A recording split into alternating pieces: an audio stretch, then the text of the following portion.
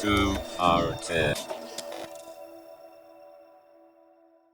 Hello and welcome to our channel. Let me first put this disclaimer or warning.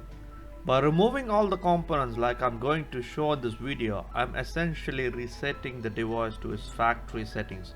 So don't follow this method if you have any data that you would like to retain on this drive. So let's talk about this video. Oh my god, check out the amount of dust this unit has accumulated. Anyways, today we will take this Netgear ReadyNAS 314 model or it's known as RN31400 NAS drive and clean it up and see if it works after the deep clean process. So is that all? No, there's more. We will be replacing the old 500 GB hard drive with the 4 TB hard drive for a total of 16 GB storage with a RAID 5, which means I would roughly get around 11 to 12 GB of storage space. We will also be upgrading the memory from 2 GB to 4 GB or 8 GB. So you must be wondering, what is it? Does the 8 GB work on this model? Anyways, towards the end of the video, I'm going to show for real that I'm trying out the 8 GB memory, and guess what? It doesn't work. I don't want you guys to wait until the end to find it out. By the way, I think I started using this unit back in 2014 as brand new, and I put in 4 500 GB hard drives back then. It went through a lot of suffering. As you can see, it's the most unclean piece of hardware that I have cleaned in my channel so far. It has accumulated over 7 years of usage and dust. It was still working when I last checked. Now let's see how we're going to take it apart.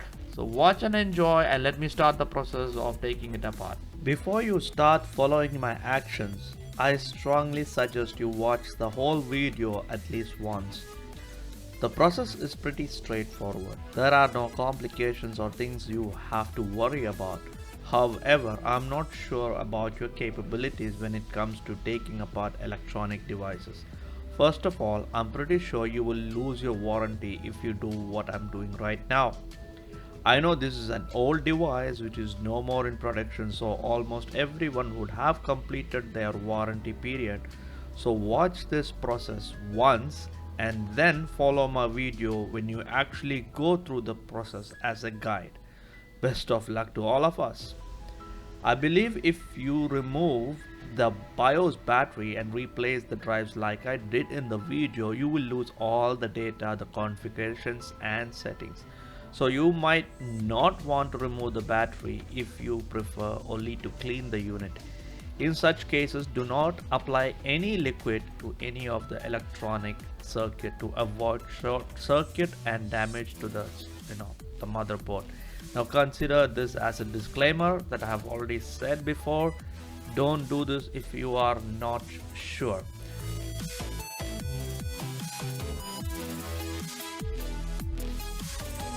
Now this unit comes with 2 GB of RAM, that is DDR3 1333 MHz memory.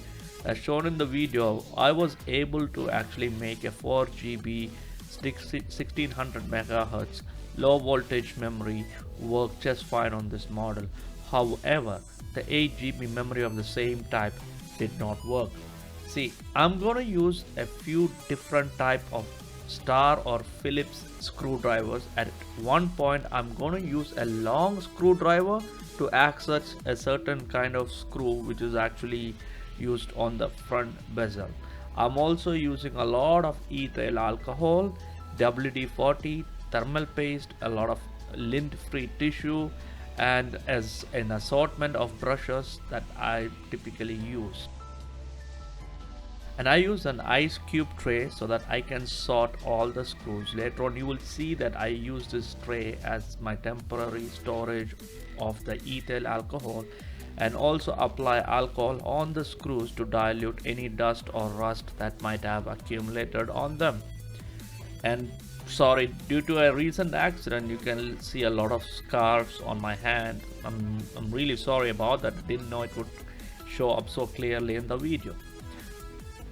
This unit has been in operation for the last 7 years with the least amount of care. I never even turned to look at it. but still the materials like the plastic and metallic parts are still in good condition. There is no rust, or the plastic parts haven't degraded or become brittle. In such cases, when you try to open it, they will break or crack. It did not happen in this case. This is much better considering some other brands that I've actually used, which is really horrible.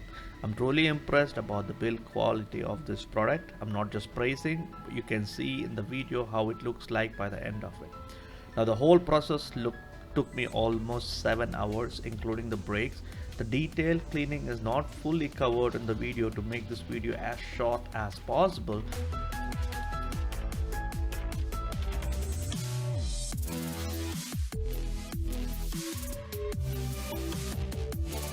Make sure you remove the bus cable attachment on the side of the board that connects to the front display. Without removing the plug, the board won't come out and you might actually damage the pins. Taking out the motherboard was a bit difficult as it had got stuck in there. I guess it's been a long time it's been placed there.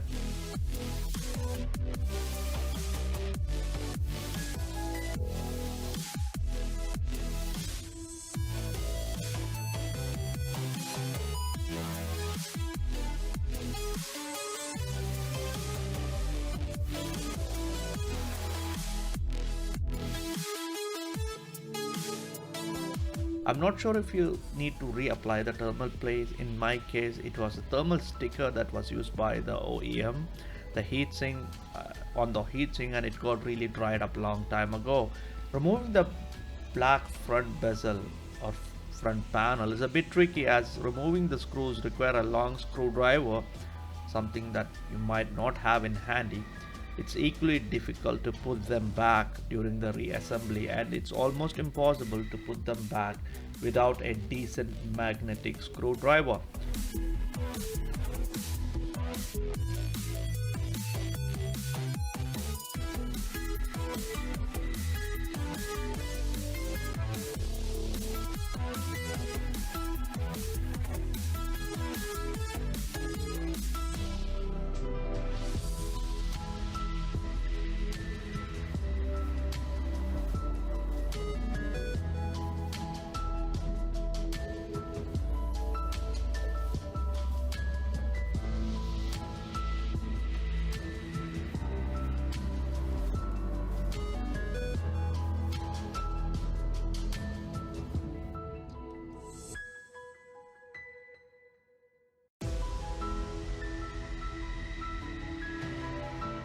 The front bezel will come off easily once the screws are removed, and forcing it to unlatch itself might break the latch or the lock. As you can see, I did break a latch.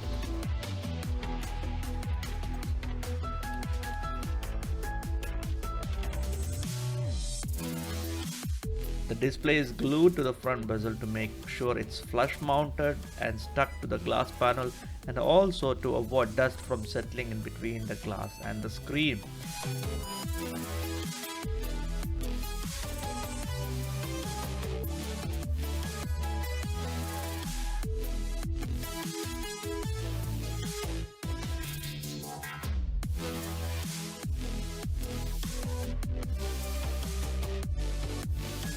Now it's time to bring out my assortment of brushes to deal with the crisis. It should be obvious from the way I'm selecting the brushes that there is a method to this madness. Not everything is obvious on the camera. Certain brushes does some tasks better than the other. I know the cleaning metal panels and plastic frames will not yield any performance improvement, or perhaps no tangible benefit. But when doing a job, it's better I do it the way that give the whole process a purpose. My objective here is to remove every bit of dirt and return this device to the way it was performing or where it looked from the factory. There are two types of cleaning happening in this video. First one is the basic cleaning using different kind of brushes, and once I get a decently dust-free surface, I deep clean with alcohol, which is applied by a brush to complete the task, this being the second process. This loosens up stubborn dirt that is stuck in places that normally doesn't come off by using a brush alone. Worst case, I apply WD-40 to remove and clean some tough stains or dirt. But once WD-40 is applied, I would then clean the area with alcohol to make sure the oily nature or the residue from the WD-40 is actually completely removed.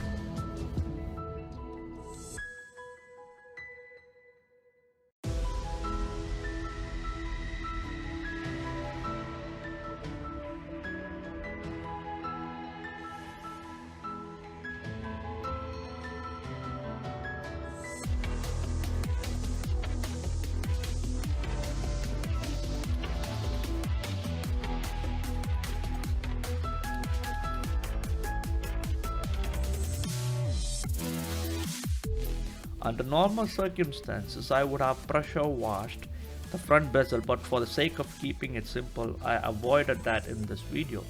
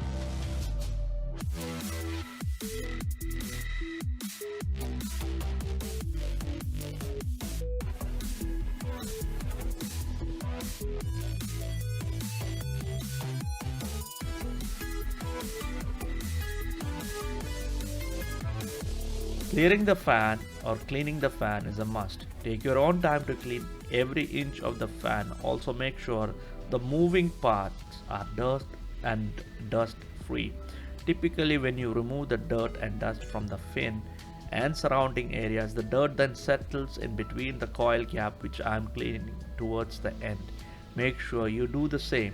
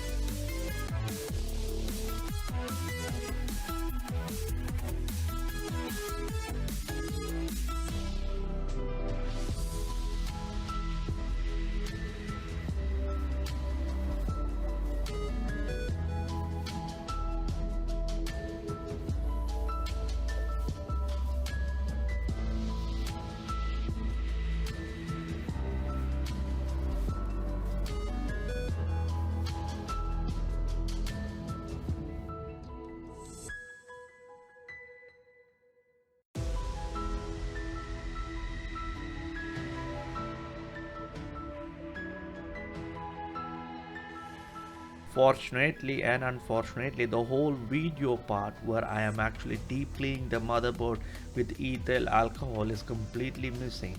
I applied a generous amount of alcohol on the board and brushed it off using lint-free tissue and a toothbrush. In this way, the tissue picks up the liquid and the dirt along with it. It's a trick that I have been applying for a really long time to clean the board without actually washing it.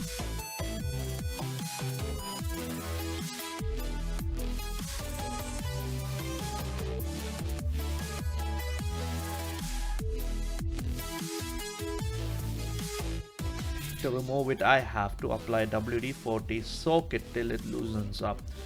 Once it loosens up, I can scrub it off and apply fresh thermal paste. I feel this process would be incomplete without actually reapplying the thermal paste. That's my style.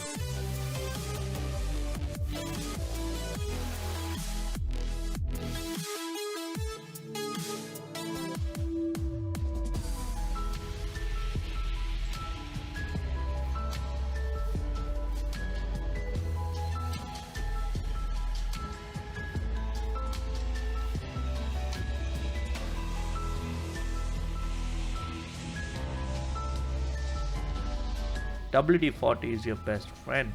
Just soak the part and let it sit there for a while for the chemicals to act upon it.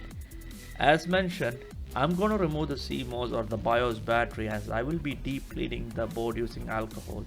Before deep cleaning, I must first remove as much dust and dirt by using a brush. Upon removing the heatsink from the processor, it's obvious that thermal paste has dried up or the type of compound is used by the manufacturer is no longer functional. To remove that thermal paste, I'm going to require WD-40 for sure. Once again, I'm sorry that I skipped the part of deep cleaning with the alcohol. As you can see now, the motherboard looks factory new. All I need to do is remove the thermal compound from the CPU die using WD-40. If you are planning to follow my method, please be extremely careful. Any slip on the die can hit an SMD resistor or capacitor on the processor and dislodge it. If it comes off, the processor might not work properly after that.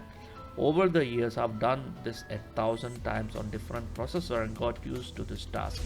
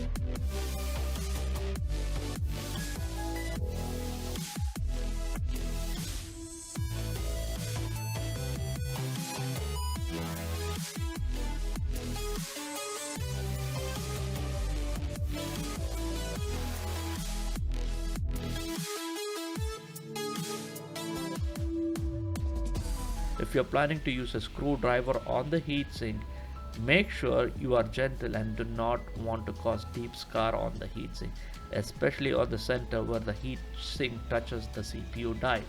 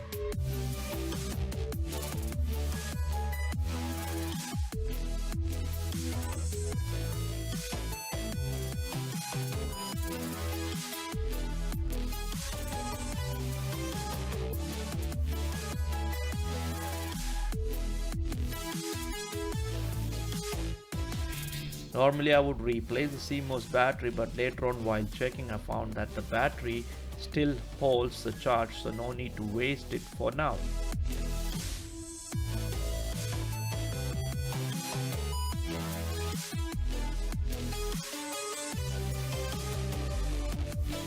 Here you can see in a small scale how I deep cleaned the board. Since it's a small board, it looks pretty straightforward and simple. However, more care and patience is required when applying it on a motherboard which has different kind of components on the board, and in some cases the alcohol seeps under the memory module or the processor module and causes electrical short circuit. So I use a heat gun to slightly heat the board to make sure it's fully dried up before using the board. Basically, the first brush is used to apply the alcohol and dissolve light and easy particles. The second brush is harsh and take care of tough stains and grime. At the same time, it eases the evaporation of the excess alcohol.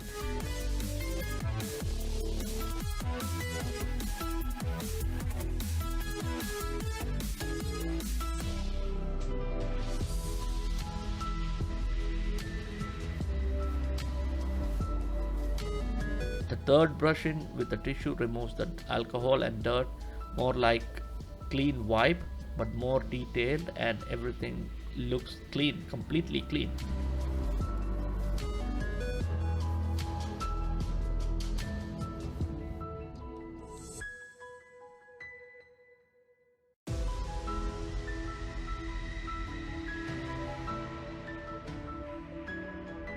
I have removed the sticker from the memory module. To deep clean it, I employ a method of cleaning all the sides of the memory chip to remove dirt that might be stuck in between the contacts. I have fixed hundreds of non-working memory modules in this way, and sometimes during cleaning you actually end up pushing the dirt and causing more problems. You can see I'm using a brush at an angle and attacking each memory chip modules to clean the contacts.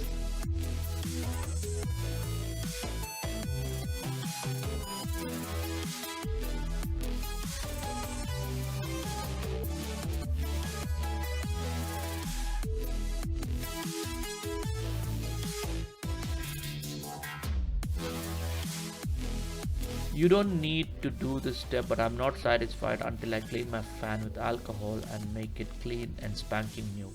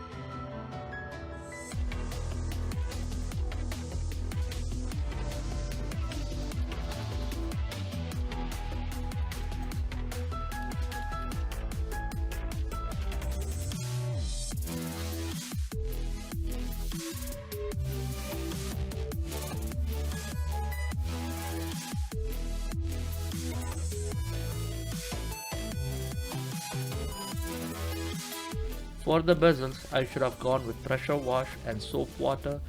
You can see towards the end that the bezel still holds some dust as it had accumulated too much dust to be cleaned with just brush and alcohol. I lost track of time cleaning the bezel as I wasn't getting satisfied with it, and in the video I have removed a big section of this cleaning process.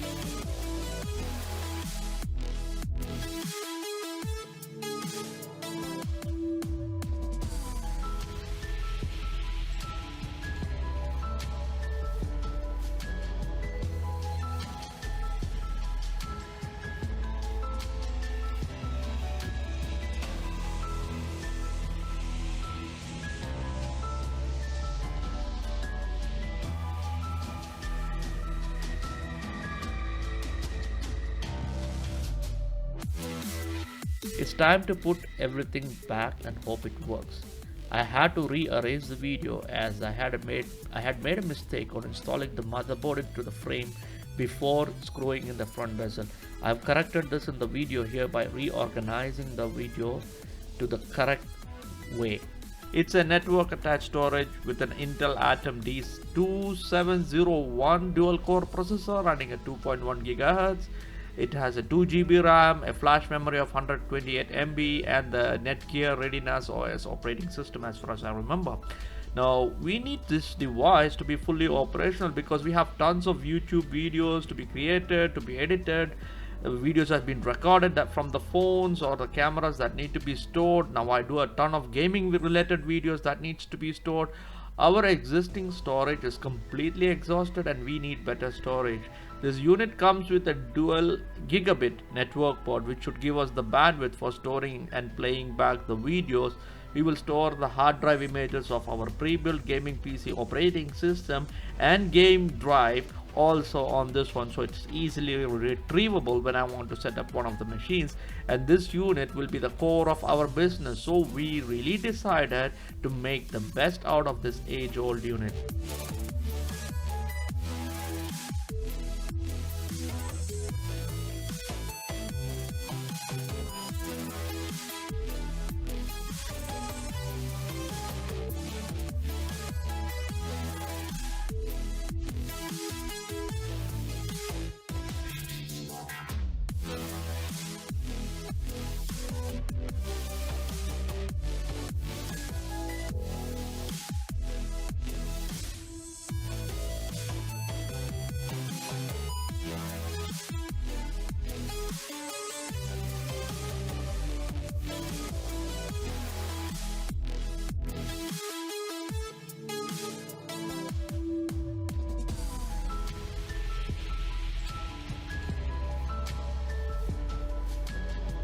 This part of putting back the screws can be really annoying. This is the one I was explaining before, that you need a long screwdriver with magnetic attachment.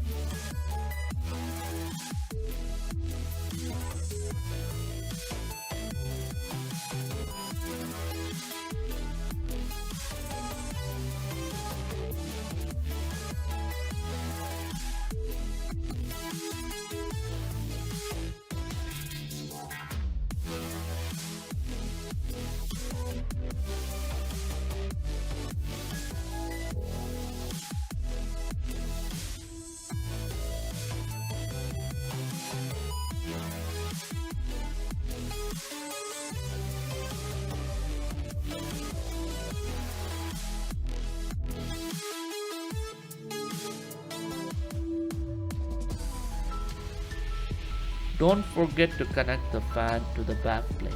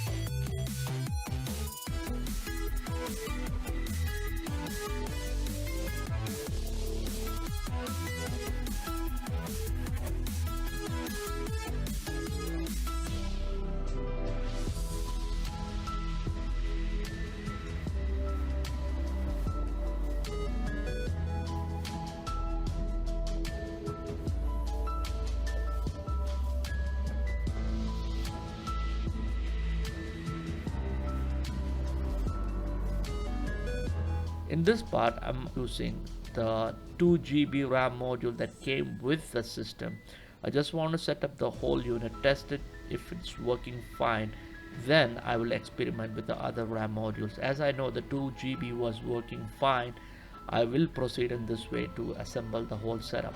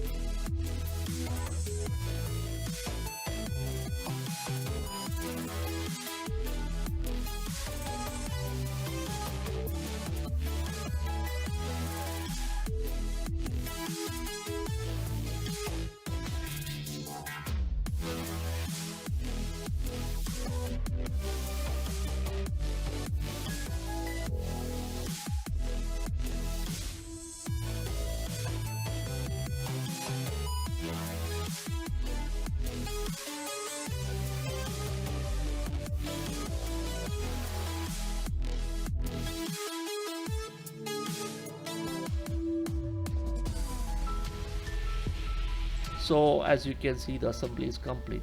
Do you think it will work after all the torture it's been through? Let's find out by turning it on and seeing if it can get an IP address from the DHCP and it can be accessed from a PC. So the project is a success. The device booted up without a hitch.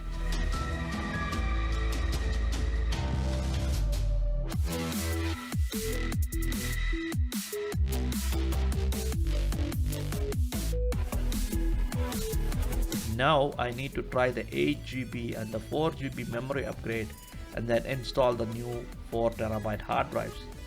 So the 8 GB module seems like the device starts up but shows memory error almost instantaneously.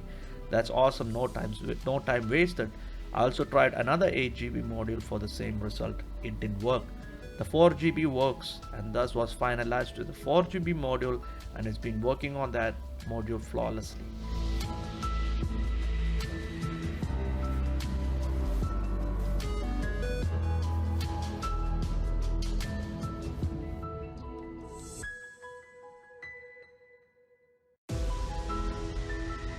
After a cleanup, it looks really good, almost like new. Time for the drives to go in.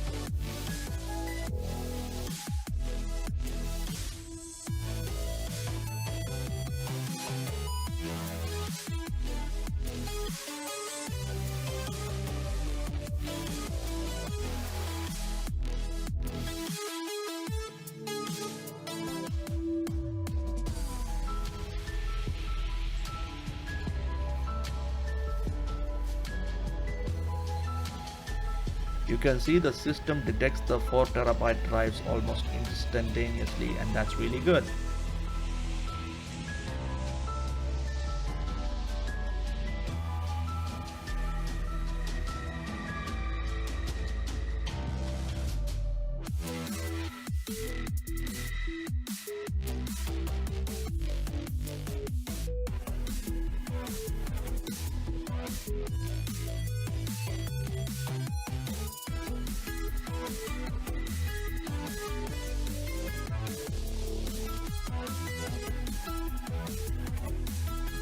So let's have a really quick look at the web interface. The default admin password is password. Since it was all reset, I have to set up everything from the base.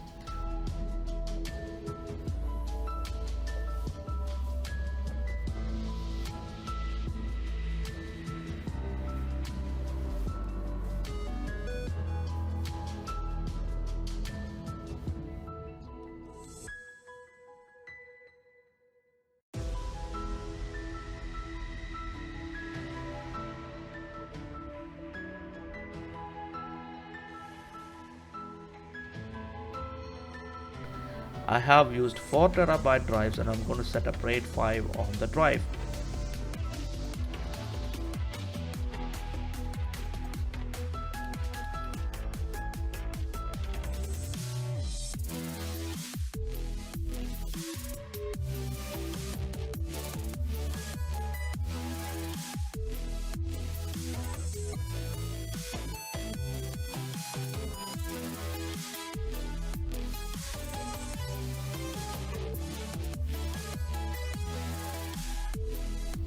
As you can see, everything looks stable and normal.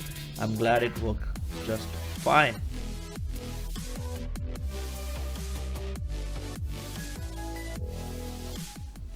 So thank you for watching. I hope you all enjoyed. Your feedback and comments are welcome. You all have a wonderful day and goodbye.